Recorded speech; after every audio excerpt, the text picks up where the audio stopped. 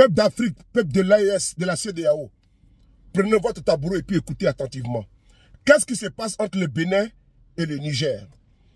Les anciens présidents du Bénin, Yahi Boni, Nicéphore Seglo, sont en train de faire une médiation. Ils se sont rendus au Niger pour aller croiser les autorités nigériennes. Parce qu'ils veulent une décrispation, ils veulent que les relations deviennent comme avant.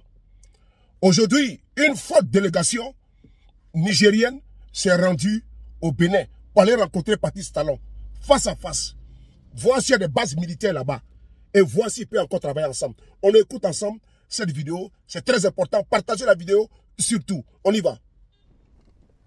À Cotonou, au Bénin, à l'aéroport international Kadiéhon, le ministre d'État, ministre de l'Intérieur, de la Sécurité publique et de l'administration du territoire, le général de brigade Toumba Mohamed, le ministre directeur du cabinet du président du Conseil national pour la sauvegarde de la patrie, Dr Soumana Boubacar, accompagné des hauts responsables de la gendarmerie nationale, de la garde nationale, de la police nationale et de la direction générale de la documentation et de la sécurité extérieure, ont été accueillis par deux anciens présidents de la République du Bénin, Yahi Thomas Boni et Nicéphore Seglo. L'éminente délégation nigérienne envoyée par le président du Conseil national pour la sauvegarde de la patrie, chef de l'État, le général de brigade Abdraman Tiani, a eu un premier entretien tête à tête au niveau de l'aéroport et aussi au niveau de l'hôtel où ils ont longuement échangé sur l'objet de la mission avec la délégation béninoise. La délégation nigérienne s'est par la suite rendue à la présidence de la République du Bénin. Là-bas, ils se sont entretenus à huis clos avec le président du Bénin, Patrice Talon, un long entretien qui a duré 2 heures et qui a porté sur les relations entre le Niger et le Bénin, deux pays voisins dont les frontières restent fermées et l'exportation du pétrole brut interrompue. La présence des militaires français est aussi l'autre point d'achoppement entre les deux pays. La délégation nigérienne s'est également entretenue avec le ministre d'État béninois chargé du développement et de la coordination de l'action gouvernementale, Abdoulaye Bio-Tchane, en présence du ministre des Affaires étrangères et celui des Mines. Des entretiens qui ont porté sur les relations entre le Niger et le Bénin, notamment la crise qui anime cette coopération. 2 heures de réunion pour échanger en profondeur sur les points divergents. Cette importante délégation qui séjourne à Cotonou au Bénin s'est également entretenue avec la diaspora nigérienne, échange au cours duquel toutes les difficultés que rencontrent les Nigériens au Bénin ont été évoquées. Le ministre d'État, ministre de l'Intérieur, le général de brigade Toumba Mohamed et le ministre directeur du cabinet du président du CNSP, Dr Soumana Boubacar, ont transmis le message du chef de l'État. Le général de brigade Abdraman Tiani est à l'écoute des préoccupations des Nigériens vivant en terre béninoise. Le CNSP a précisé le ministre d'État, ministre de l'Intérieur, de la Sécurité publique et de l'administration du territoire tient à la sécurisation des frontières du Niger, dont celle du Bénin, et à l'amélioration des conditions de vie de nos ressortissants afin qu'ils mènent des activités dans des conditions sûres et bénéfiques. C'est une mission diligentée par son Excellence le président Abdraman Tiani pour venir écouter les autorités du Bénin concernant les problèmes de notre vivre ensemble par rapport à cette situation que vous connaissez tous, liée au coup d'État du 26 juillet passé, où la CEDEAO a décidé de fermer ses frontières et carrément de nous punir, parce que c'est de ça qu'il s'agit. On se souvient très bien qu'il y a 1 an de cela, beaucoup de commerçants ont perdu beaucoup de biens sur le corridor Bénin-Niger, tout simplement parce que ici, les autorités en ce temps n'ont pas cherché à comprendre en réalité quels étaient les tenants et les aboutissants de cette situation. Ils se sont braqués et très rapidement ils ont fermé la frontière sans discernement. Alors que par les circonstances, normalement au niveau de l'État, on ne peut pas prendre de décision aussi rapide. On aurait compris seraient venus nous voir pour nous demander mais qu'est-ce qui ne va pas, au lieu de nous sanctionner d'emblée et de dire de venir parler. Cela n'a pas été productif. Malheureusement, ça a eu beaucoup de conséquences entre nous. Donc il est temps maintenant de s'asseoir, de discuter et de voir comment nous allons normaliser nos relations. On a compris que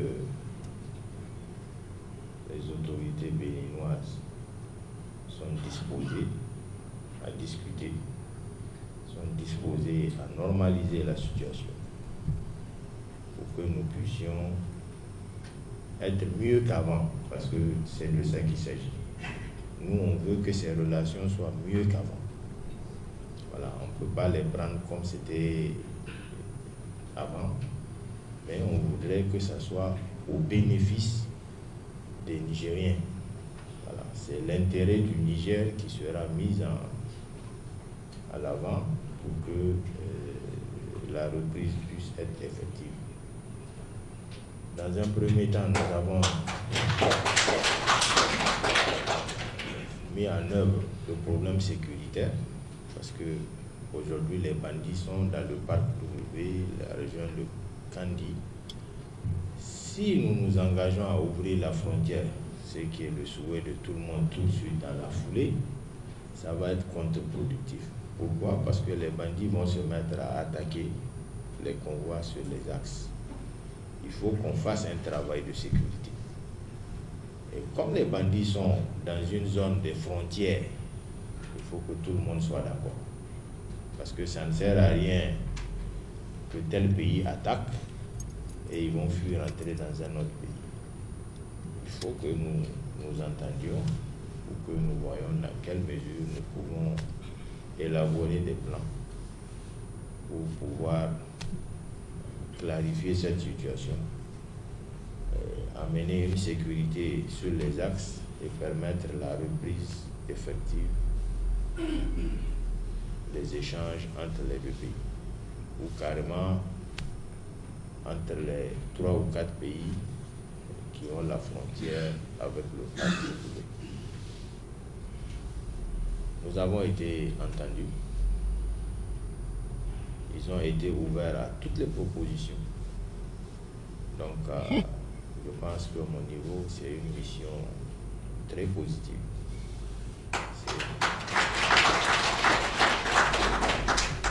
C'est une mission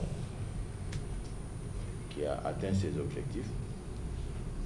Nous avons retourné à Niamey, essayé de rendre compte aux autorités, de nous organiser pour voir maintenant dans quelle mesure nous pouvons aller. J'ai compris aussi qu'ils sont pressés. Ça, ils l'ont dit à maintes reprises, pour que la coopération puisse reprendre de plus belle. Je voudrais qu'on rende hommage aux anciens chefs d'État, le président Songlo et le président Yahi Boni, qui sont à la manœuvre, parce que grâce à eux, le dialogue a repris. Il vous souvient que le mois passé, fin mois passé, ils sont venus nous rendre visite à Niamey. Ils sont venus proposer de reprendre le dialogue en tant que panafricanistes. Un but des traditions africaines. Ils savaient très bien que cette situation ne peut pas durer assez longtemps. Il fallait que le dialogue reprenne. Parce qu'au-delà de la politique, il y a deux peuples. Le peuple du Niger et le peuple du Bénin. C'est deux peuples que l'histoire a liés, que la nature a liés. Être voisin, ce n'est pas une petite affaire. On ne choisit pas, comme on dit, ses voisins. On est obligé de rester avec ses voisins, de travailler avec ses voisins, et quel que soit ce que ça en coûte, de discuter toujours avec les voisins. Donc, je pense que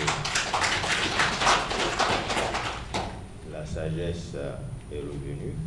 Donc, il est temps maintenant de dialoguer et d'entrevoir des relations sereines, des relations saines pour que le vivre ensemble entre le Bénin et le Niger puisse continuer et de plus belle. Les échanges entre le Niger et le Bénin doivent être sûrs et pacifiés. La lutte contre le terrorisme doit être menée au niveau des frontières des deux pays, surtout dans le parc W, côté Bénin qui sert de refuge aux groupes armés. Les tracasseries routières également doivent être bannies. Ce sont là les réponses du ministre d'État, ministre de l'Intérieur, de la Sécurité publique et de l'administration du territoire aux préoccupations des ressortissants nigériens, préoccupations portées par les représentants du Haut Conseil des Nigériens au Bénin, du Conseil nigérien des utilisateurs de transport CNUT, de la Chambre du commerce, des étudiants, de l'ambassade et du représentant des transporteurs de marchandises. Le général de brigade Toumba Mohamed et Dr Soumana Boubacar ont rassuré les Nigériens vivant au Bénin que le CNSP prend en compte leurs préoccupations et celles du peuple nigérien en général pour un Niger prospère. La délégation nigérienne a par la suite été raccompagnée chaleureusement par le ministre d'État béninois chargé du développement et de la coordination de l'action gouvernementale Abdoulaye Biotchane et le ministre des Affaires étrangères et de la coopération Olusegun Adjadi Bakari.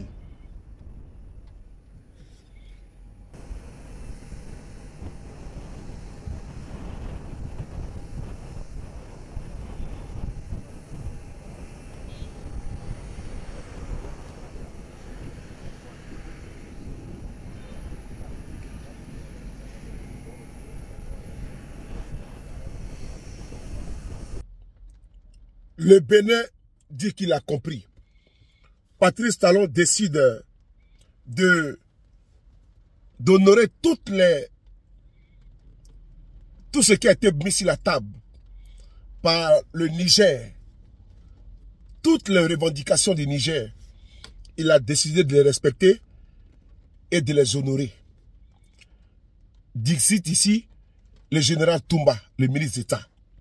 Frères et sœurs, Patrice Talon, aveuglément, a suivi la CEDEAO.